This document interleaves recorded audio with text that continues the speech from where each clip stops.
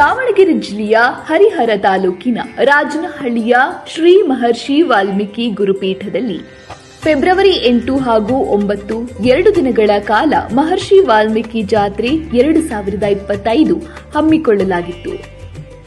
ಶ್ರೀಮಠದ 27ನೇ ವಾರ್ಷಿಕೋತ್ಸವ ಹಾಗೂ ಲಿಂಗೈಕ್ಯ ಜಗದ್ಗುರು ಶ್ರೀ ಪುಣ್ಯಾನಂದಪುರಿ ಮಹಾಸ್ವಾಮೀಜಿಯವರ 18ನೇ ವರ್ಷದ ಪುಣ್ಯಾರಾಧನೆ ಹಾಗೂ ಜಗದ್ಗುರು ಶ್ರೀ ಡಾಕ್ಟರ್ ವಾಲ್ಮೀಕಿ ಪ್ರಸನ್ನಾನಂದ ಮಹಾಸ್ವಾಮೀಜಿಯವರ 17ನೇ ವರ್ಷದ ಪಟ್ಟಾಧಿಕಾರ ಮಹೋತ್ಸವ ಹಮ್ಮಿಕೊಳ್ಳಲಾಗಿತ್ತು.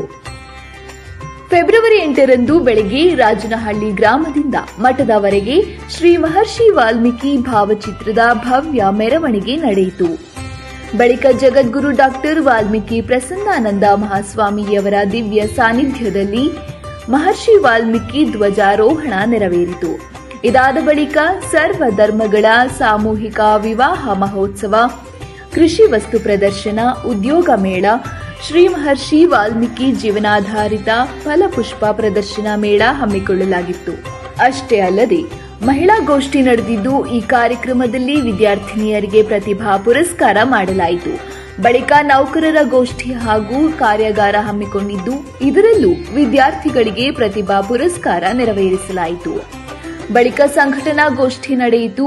ಈ ಎಲ್ಲ ಕಾರ್ಯಕ್ರಮ ಮುಗಿದ ಬಳಿಕ ಜಾತ್ರಾ ಮಹೋತ್ಸವದಲ್ಲಿ ಪಾಲ್ಗೊಂಡ ಭಕ್ತರಿಗೆ ಮನೋರಂಜನೆ ನೀಡುವ ದೃಷ್ಟಿಯಿಂದ ಸಂಜೆ ಸಾಂಸ್ಕೃತಿಕ ಕಾರ್ಯಕ್ರಮ ಹಮ್ಮಿಕೊಂಡಿದ್ದು, ಈ ಕಾರ್ಯಕ್ರಮದಲ್ಲಿ ರಾಜ್ಯದ ಹೆಸರಾಂತ ಕಲಾವಿದರು ಪಾಲ್ಗೊಂಡಿದ್ದರು.